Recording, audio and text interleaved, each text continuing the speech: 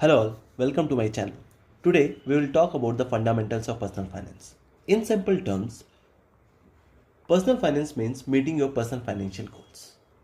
Okay, this is like the basic explanation of the personal finance. That means you have to achieve your financial goals.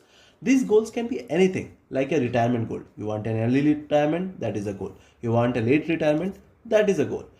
And then saving for your child's marriage or his higher studies, a vacation, or anything personal. Whatever goal you have, if you define that, like if you define it and if you add a time limit to it, it becomes your financial goals. Now personal finance differs between two individuals because the goals between two individuals are different. Say for example, for you the financial goals is different, for your friend it is a different. So that means we can never say that two persons personal finance will always be same, because your life is different, so that's why your finances will also be different. We get our salary, we spend based on our monthly expenses, and then save some part of it.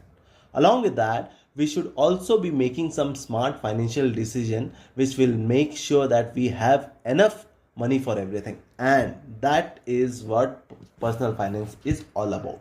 That means you will save money for your financial goals.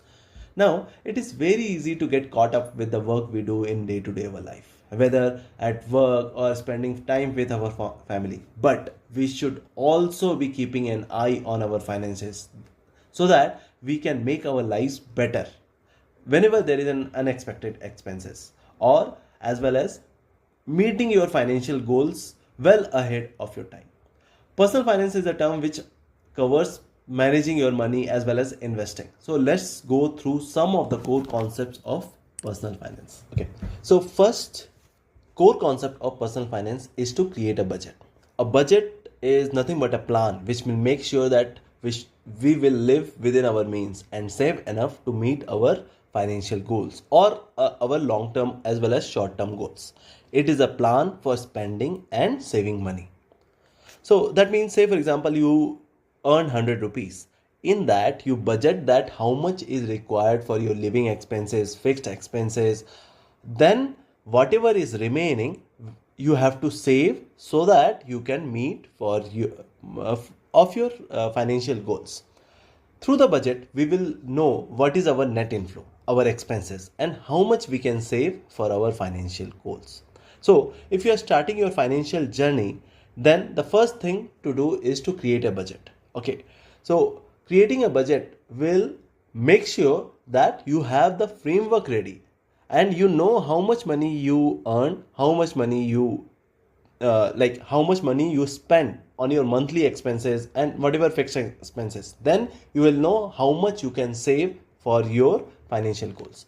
The easiest and the most basic budget is the 50-30-20 rule, where you will allocate 50% of your income for your living expenses, 30% for your needs, and 20% goes to savings for your financial goals. This is the bare minimum. 20% is the bare minimum you should always save for your financial goals.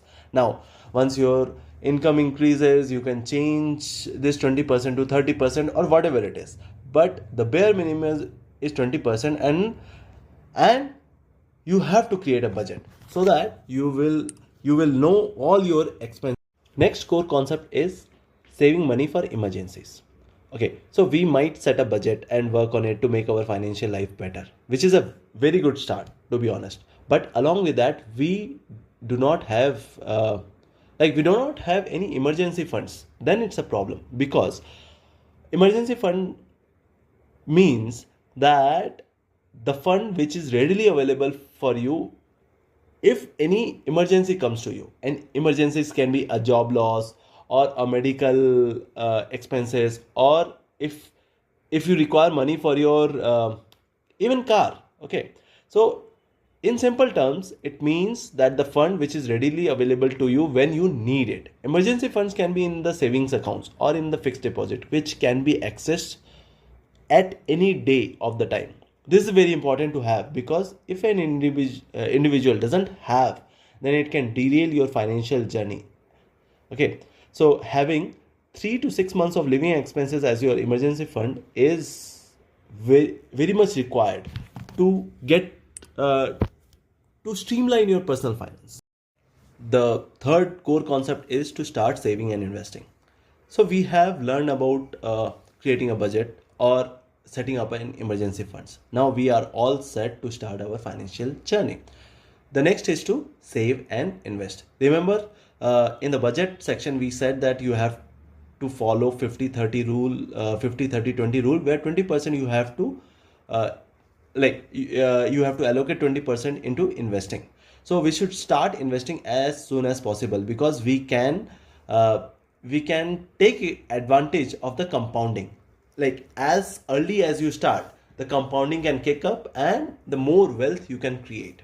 Starting with 20% of your income as an investment is a very good start, but we have to be financially stable, so that we have to increase our investment. To increase investment, we have to reduce expenses gradually or to increase our income. I'm saying gradually because we cannot reduce the expenses all at once. Like when you have a budget defined, every year you can tweak your budget so that the expenses are set to reduce by 5% and your investment can increase by 5%.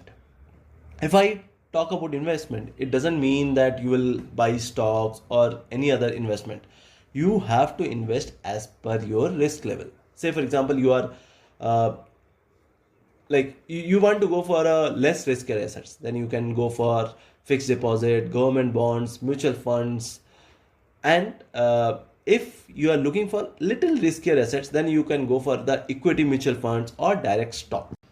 So fourth core concept is to eliminate the high interest credit card debt or any other debt which is of high interest. Debt is an amount of money which you borrow and you have to pay back later. But along with that, you have to pay the interest on it. Now the amount of the money you will borrow will have an interest, and the interest will depend on from where you have taken a loan. The credit card has the highest interest, where you have to pay around 30 to 40% interest. Whereas if I compare that with a personal loan, thus personal loan only has 11 to 16%. So our first priority is to eliminate the high interest debt. That means we have to eliminate the credit card debt. So if you cannot eliminate the credit card debt, then you can consider taking a lower interest rate loan, like a personal loan. Say for example, you have a credit card debt of 1 lakh. So you can take a personal loan of 1 lakh and then eliminate the credit card debt, so that your interest from 40% come down to 15%. So that will reduce your debt, as well as you can pay it faster. So now is the time to accumulate wealth. You have created the budget, you have saved for emergency, you have started saving, and then you have also eliminated the high interest debt. So now it's the time to accumulate wealth. So first and foremost, okay, before accumulating wealth, you have to be regular in saving, because that is the essential for building your nest egg. Okay, it cannot happen that in 1 month you have saved 20%, another month you cannot save at all. That shouldn't happen. If you are saving 20%, you have to be consistent, and every month you should save 20%. So the best way to automate your saving is that they should happen irrespective of whether you remember it or not. Like an SIP, okay, systematic investment plan, where you choose a date. At that date, the mutual fund company, like you create an SIP in the mutual fund that will deduct from your savings account at that day. That's it. This is the bare minimum you can do. So in this video, we have learned about the personal finance, because see, personal finance is easy, but people make it complicated. We just have to make it simple and stick to the basics. In this way, you will master your personal finances. Okay. So what we have learned? We have learned that to in the personal finances, since personal finance is personal, we have to do only the 5 steps. First, we have to create a budget. The budget can be 50-30-20 rule. Then we should set aside money for emergency. So if any emergency happens, we have the money readily available for us. Then we start saving and investing. After that, we will eliminate the high interest credit card debt. Now, this start saving and investing or eliminate high interest credit card debt can go in hand, or if you want to eliminate the credit card debt first and then start saving and investing, it's perfectly fine. Okay. And at the last, once you save and invest, you have to be consistent so that you can accumulate wealth in the long run. Okay. Thank you all. Happy investing.